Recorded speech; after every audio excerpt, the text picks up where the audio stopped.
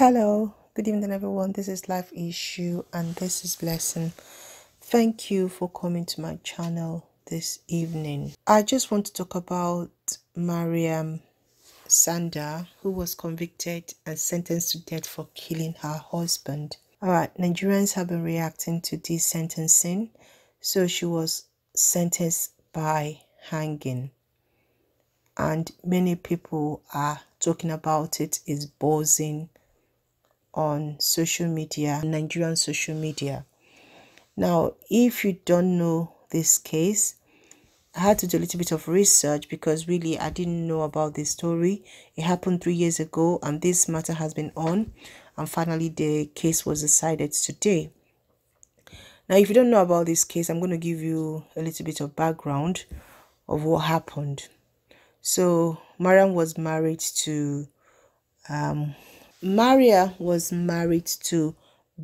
Yaminu Bello, who happens to be a son of a former national chairman of People Democratic Party. So he's the son of Hariru Bello. So you must have heard about him if you're into Nigerian politics. They were married together. So these are like two people of influence because Maryam's mom happens to be one of the executive director of Acesso Savings and Loans. So I think it's ASO Savings and Loan, and from what information I could gather from my research, it happens to be very popular savings and loan in the northern part of Nigeria. So it's well known. She's a well-known person, and I think maybe her family is also well known. So kind of like, two bourgeois marrying together. Now, from what I can gather, Maryam herself was not the first wife. She happens to be the second wife. So she actually displaced another woman.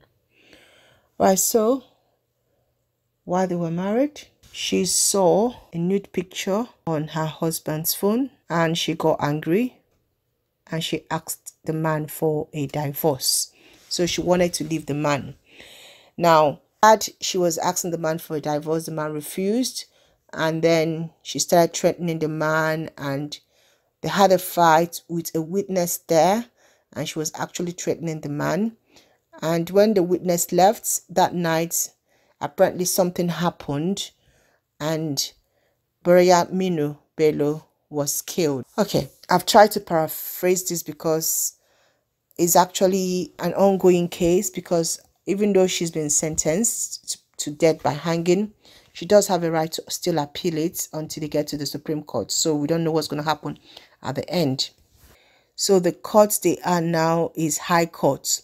So she still have to take this matter to the Supreme Court. I was just reading Nigerians' comments to what is going on and what is happening. And many people have their own opinion of this story and what went wrong and what didn't go wrong. Now, what I'm going to do in my blog is to, first of all, look at this story in a way that we could actually try to pick one or two things out of this that will help us, we that are married, people.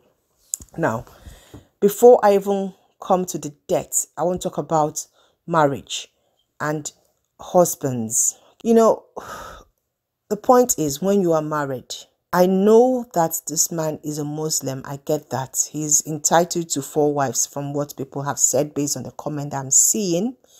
But it doesn't warrant him disrespecting his wife. He had a picture of a nude woman on his phone and other things that, conversation that the woman saw. Now, she got angry, she got jealous, and she wanted to leave that marriage. That was what she wanted to do, leave the marriage. Now, if she had asked you that she doesn't want the marriage anymore, why didn't this man let her go? Because from the research I've done, they had series of quarrels. That marriage was a very toxic marriage, and the woman wanted to go. Why didn't he allow her to just go? Why was he still insisting that she must be married to him? that was where the first issue started. I mean, if a woman could threaten you with a knife, if a woman could say, I'm going to kill you, I'm going to cut off your prick, I'm going to destroy you, you know that she has gotten to a point of no return. She doesn't want to be in that marriage anymore. What were you trying to save? What were you trying to save again? She felt that what you've done to her is a point of no return. She's not going to forgive you. She wanted to move on. You should have let her go. But you know, Nigerian men, how strong-headed they are, how they feel that they can manipulate, or how they feel as if like, you know, their what would I call it, immorality or their promiscuousness should not be a thing that will warrant their marriage being broken up. But you know something, they've forgotten that when their parents married, it was more like a marriage that was dominated by the man. The woman was not educated, the woman was not working, she was not independent.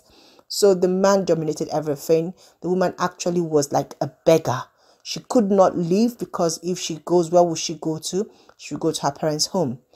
But nowadays, the marriages that we are having now, the women are self-reliant. They can actually leave the marriage and live happily and be on their own and not bother.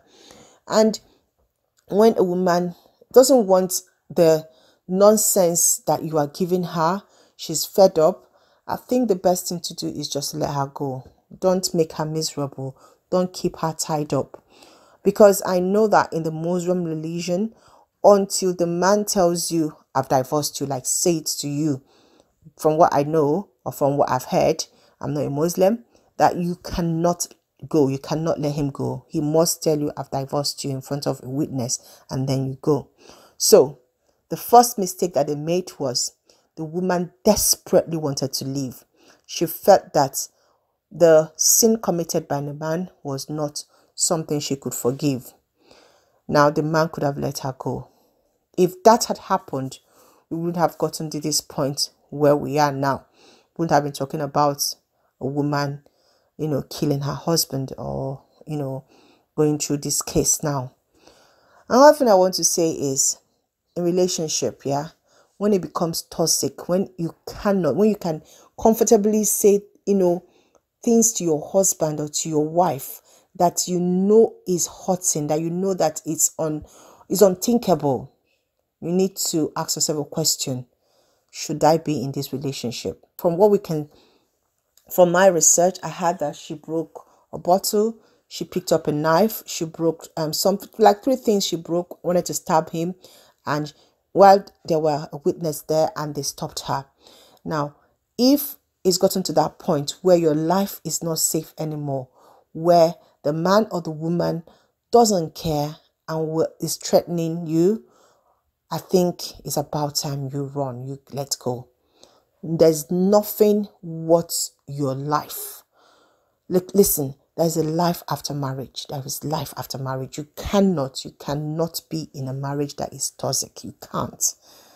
How can you be in a marriage that you know that you're not in love with this person anymore, the person doesn't love you, you're just there cohabiting because of the children? It doesn't make sense.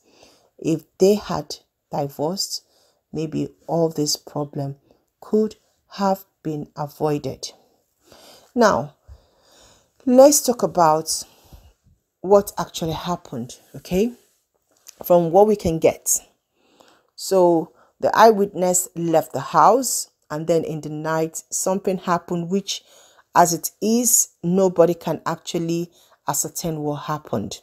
Now the woman is claiming, or she's alleging, that the man was beating her and she was about to fall down.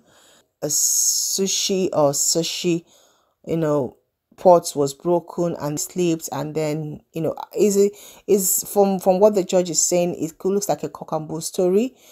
That's where the justice system in Nigeria, sometimes I kind of like say, okay, sometimes you cannot, you know, how will I say it? If this story, now there was a comment that the judge made, which I wanted, when I saw it, because I had to go and read the transcript of, you know, the conviction and what the judge said. Now, What he said was that the prosecution did not prove their case beyond a reasonable doubt. So how can you, I'm just wondering, you guys can correct me, if the prosecution did not prove their case beyond reasonable doubt, then how can you sentence this woman death by hanging? Now, what he has based his sentencing on is, like, from what they said, there's no murder weapon, because all the evidence were tampered by the woman and her family. So apparently when this happened, the woman called the mom. It's really something that is a long story. I'm going to put the whole thing here, what the judge said, here for you to read. And I just wonder how it's possible for him to have made his conviction based on doctrine of the last sin. Now, I've tried to Google doctrine of the last sin, and you know what? Most innocent people have actually been convicted because of doctrine of the last sin. I mean, for crying out loud, you cannot base your judgment on this. Now, I'm not saying the woman is innocent. I'm just looking at what the judge or the magistrate, the judge said, okay? That he is basing his judgment based on doctrine of the last sin. There's so many cases that 5 years down the line, 20 years down the line, it's been found out that that person that was at the last sin was not actually the one that killed the person, or something happened and it actually was an accident. Okay, now I don't know how this case was presented by the woman's lawyer. There's so many conflicting issues on this case. There's so many things that, there's so many unanswered questions. Now, we are aware, we know that the evidence was tampered from what we can see and from what was said in court. So, yes, we get that. Can the judge prove beyond all reasonable doubt that what happened was not an accident? Forensic, I was looking for forensic evidence. I couldn't get that from the judgment. I mean, if it's a knife wound, forensic will show you that it's a knife wound. Now, the woman is saying that is a sushi pot.